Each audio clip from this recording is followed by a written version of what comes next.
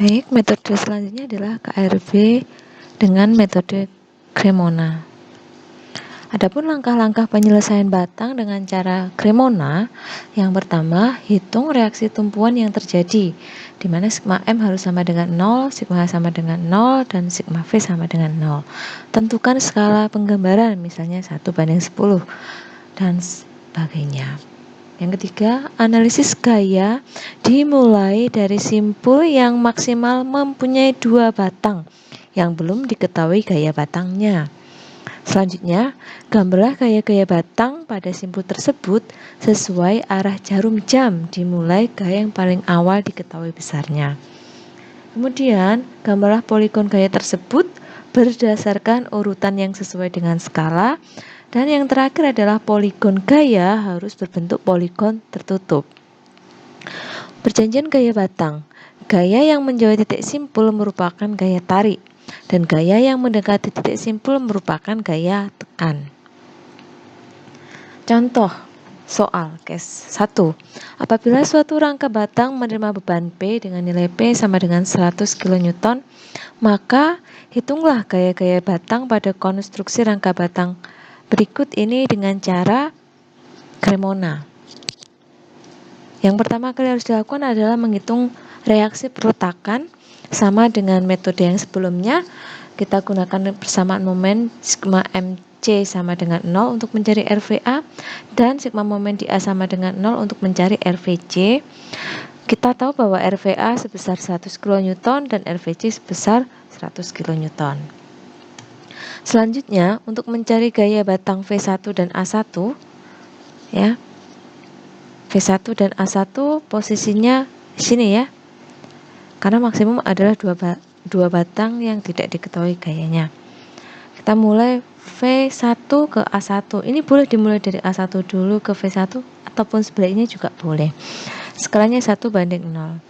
Karena dia harus berangkat dan kembali ke titik awal, maka dia berangkat dan kembali ke titik tersebut.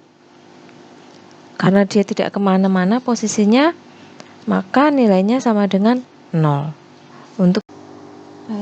Untuk mencari gaya batang B1 dan D1, caranya adalah mulai dari RVA yang sudah diketahui besarnya, kemudian beban, batang V1, D1, dan B1. Namun kalau V1 sama dengan 0, kita bisa abaikan ya. Kita tempatkan batang D1 dan B1 bisa saling berpotongan dan kembali ke titik semula. Jadi caranya ini dari 0 RVA, kemudian turun 50 kN, kemudian sesuai dengan batang D1 yang bentuknya miring, kita tarik garis miring seperti ini dan garis horizontal untuk B1. Kedua garis ini harus berpotongan dari titik pada titik ini, dan untuk B1 berpotongan pada titik 0, sehingga didapat gambar seperti ini. Kita lihat ini arahnya D1 mendekati sini ya, mendekati titik A, jadi dia tekan. Kalau B1 menjauhi titik A, jadi di batang B1 ini tarik. Baik, untuk mencari gaya batang V2 dan B2, caranya adalah mulai dari B1, kemudian beban. Nah, V2 dan B2 ini kita pasang supaya bisa saling berhubungan dengan B1, namun juga bisa, dan beban 100 kN, namun juga bisa kembali ke awal. Jadi kita gambar seperti ini, B1, kemudian beban 100 kN, kemudian V2 dan B2 ini harus saling bersinggungan untuk bisa kembali berpotongan, maksud ibu, supaya bisa kembali ke tempat di awal mulai menggambar. Kalau sudah, nanti kita ukur jaraknya dan kita kalikan skalanya. Bagi yang menjauhi titik B, ini bukan titik B nya, menjauhi titik, maka tarik. Jika mendekati maka titik B, maka tekan. Untuk kasus ini V2 dan B2 sama-sama menjauhi titik B, jadi sama-sama tarik. Selanjutnya adalah mencari gaya batang A2 dan D2. Caranya seperti ini, kita ambil titik sembarang 0, O di sini. Kemudian kita mulai dari V2. Berarti V2 kita udah tahu tadi nilainya adalah 10 skala yang artinya 100 kN. Kemudian D1 bisa ke sini, bisa ke sini, seperti arahnya ini ke sini. Kemudian D2 harus kembali, D2 ini harus, D2 dan A2 ini harus kembali ke titik awal. Jadi seperti ini. Ya. Akhirnya didapat D2 kita pindahkan ke sini, D1 kita pindahkan ke sini, D1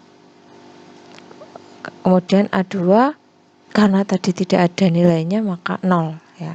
Jadi tinggal nilai D2-nya sebesar 7,07 dikalikan faktor skalanya 10 menjadi 70,7 kN dan nilainya tekan karena menuju titik E ya. Ini menuju titik E. Kemudian mencari gaya batang V3.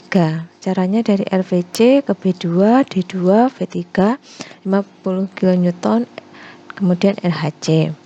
Yang pertama RVC kita udah tahu ya, tadi besarnya adalah 100 kN ke atas. Kemudian B2 kita udah tahu juga besarnya 50 kN. Bisa ke sini, bisa ke sini. Kemudian D2 bisa ke sana ataupun ke sini, namun nanti harus kembali ke titik awal. Jadi dia ke bawah. D2, kemudian V3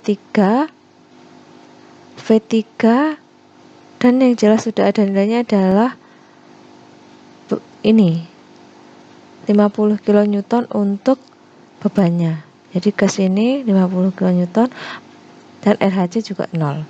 Maka bisa dipastikan bahwa nilai V3 adalah 0. Kalau nanti kita mulai dari titik yang satunya lagi juga akan menunjukkan bahwa nilai V3 ini sama dengan 0. Thank you, terima kasih.